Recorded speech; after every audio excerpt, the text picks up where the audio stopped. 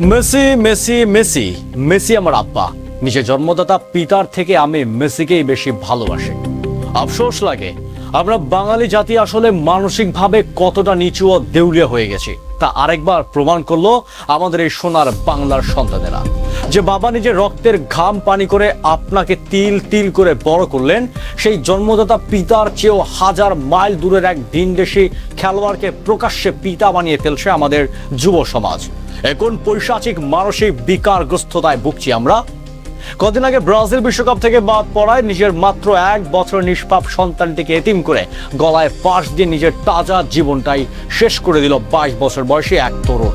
ঠিক তার দুদিন পরেই ভিনদেশী পতাকার বাঁশ লাগাতে গিয়ে অসাবধানতাবশত বিদ্যুৎ স্পৃষ্ট হয়ে মারা গেল আর এক তরুণ। এমন নির্মম আত্মঘাতী ঘটনা প্রতিনিয়ত আমাদের চারপাশে ঘটেই চলেছে।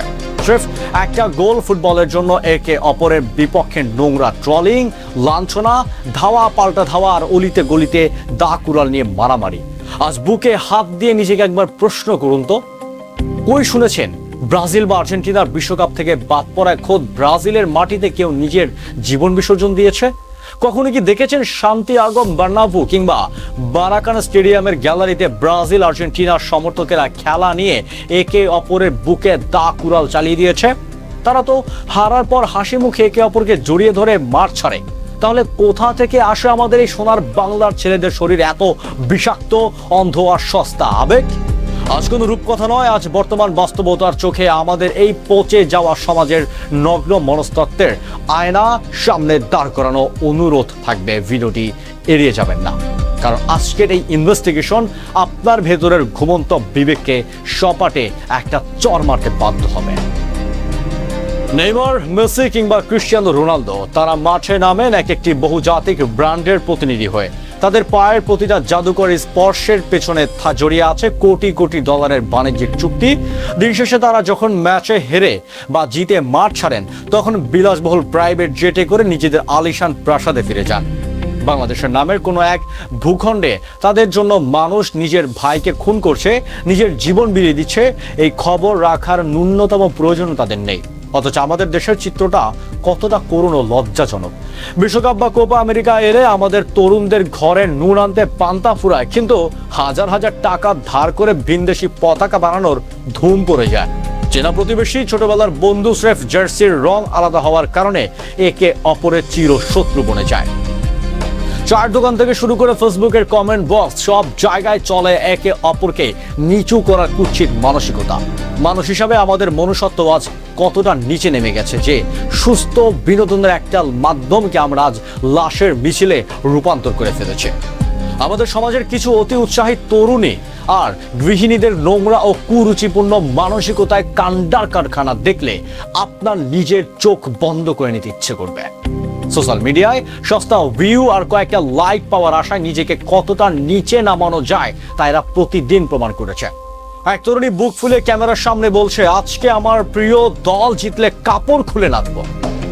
আরেক বোন লাইভে এসে হাউ মাউ করে কেঁদে বলছে, বাপ মা মূল্য জীবনে এত কান্দি নাই, আজকে 2 নেইমারের কান্না দেখে বুকটা ফেটে গেছে। একটু থামুন।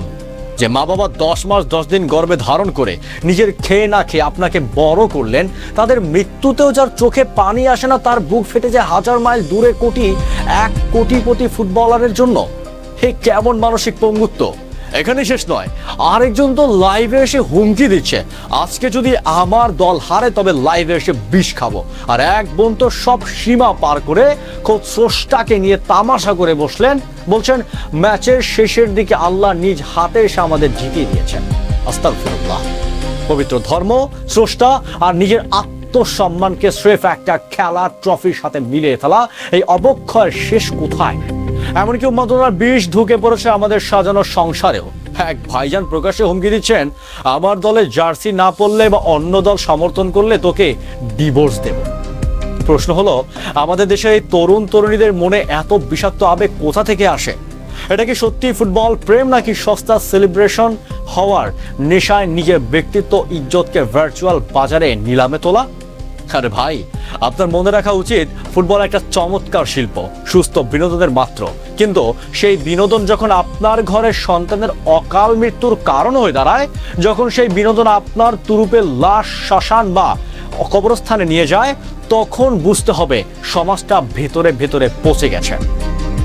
আমরা পশ্চিমাদের ফুটবল সংস্কৃতিকে আঁকড়ে ধরেছি ঠিকই, কিন্তু তাদের উন্নত সুশৃঙ্খলা, খেলোয়াড় সুলভ মনোভাব কিংবা মানবিকতার শিক্ষাটা নিতে পারছি না। আমরা শুধু নিচ্ছি তাদের উন্মাদনা আর উগ্রতা। এই অন্ধ মোহ আমাদের যুব সমাজকে এতটাই গ্রাস করেছে যে তারা জীবনে এবং বিনোদনের মধ্যকার পার্থক্যটাই ভুলে গেছে।